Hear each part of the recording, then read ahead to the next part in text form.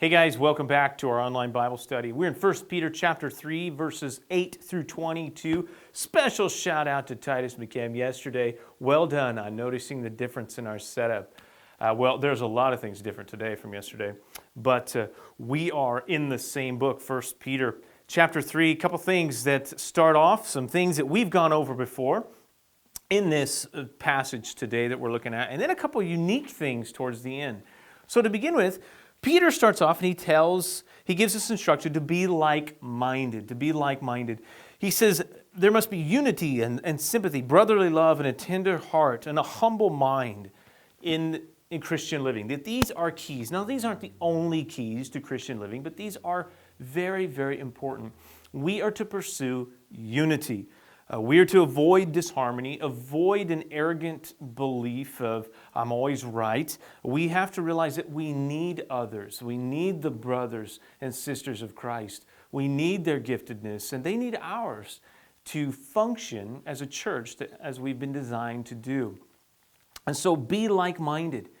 Be like-minded, and ultimately is to seek the mind of Christ. And we're to seek after His ways and to seek after the truth of the Word of God. He goes on and he tells them to do good, to bless others, be zealous for doing good. Do not return evil for evil. It says, if you desire to love life and to see good days, and who doesn't, then keep your tongue from evil. Do not speak deceitfully. Run away from evil. He says, speak peace and pursue it. Do not return evil for evil. Important things. Every one of us have different things we need to look at in our lives. Some people, we may have to work on controlling our tongue because we do not express the full truth at times. Maybe we stretch the truth a little bit. Maybe we are given to exaggeration of some things in a way that I want people to believe this so that it makes me look better, or so that I'm esteemed a little bit more highly. Or maybe so I don't get in trouble. But I stretch the truth a little bit. That may be something I'm supposed to work on, and that's an evil that I need to flee from, that I just need to speak honestly and truthfully, and to be open about things. Maybe it's anger. Maybe anger is a thing. Understand the Word of God tells us this: anger does not produce the righteousness of God. There is such a thing as this thing we call righteous indignation towards anger. And being upset about something because it is wrong. But we are not to be motivated out of anger when we respond to things. And we may call it at times righteous indignation, like I'm right for being upset about this. And it may very well be that there's something has happened that is wrong, or I have been wronged, and it should be made right. But we just can't live in anger and respond with anger. The Word of God tells us, go to the book of James and look at this, tells us specifically that anger does not produce the righteousness of God. He continues on and he says, honor Christ as holy, that we must be willing to suffer for righteousness' sake, being again zealous for doing what is good.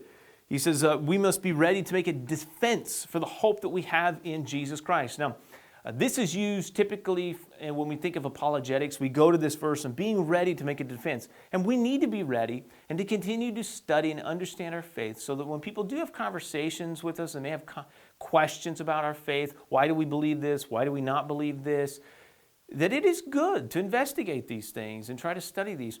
But you don't have to have all this figured out before you speak to someone, before you share with someone. All I need to give a defense for right now is this: I believe that Jesus died and He rose again. That there were people who saw Him. After He was dead, they saw Him alive. And I give testimony to that. And He's transformed my life. I've seen Him transform the lives of others, giving a witness and a testimony to this truth. And then going beyond that are, again, some of these other questions that people might have. That we have confidence in Jesus Christ. My goal is not to try to coerce people into believing, but to proclaim the truth. Let the gospel do its work. The gospel of Jesus Christ is powerful, and it can change and transform lives. Now, I want to move on here now to spend a little bit of time on some of the very interesting, intriguing things that Peter mentions and he brings up in this text.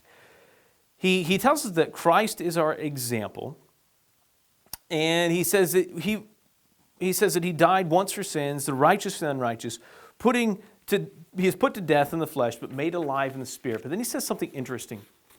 Peter writes and he says, Jesus went and he proclaimed to the spirits.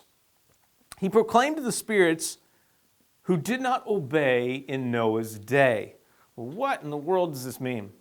Well, there's a couple different viewpoints on this. When he talks about spirits, the overall idea is, let me back up just a second. The idea is that once Jesus died on the cross, and between the time he died and he rose again, that his spirit, Jesus himself, would have went and proclaimed to those who had died before, those in the Old Testament under the law, he would have went and proclaimed to them his victory over sin and death. And in here, the idea is he proclaiming to spirits as in fallen angels or to man? And that's something you're going to have to investigate and decide, but this seems that there's a strong evidence that it could be very well speaking to spirits, because it says angels. Jesus is now Lord over all these angels. Towards the end of the chapter it says this. But regardless, it says that Jesus went and he proclaimed to these spirits. Now the second thing he brings up is, actually I'm going to save this for tomorrow, so we have a little bit more time to address it, but it is the second thing in this chapter. It's this idea that he says that baptism which now saves you. And this is kind of an interesting thing, because we here at Lohr Street, we do not believe that water immersion is what saves you, but it is faith in Jesus Christ. So what did Peter mean when he says baptism now saves you? Tune in tomorrow and we'll look at that.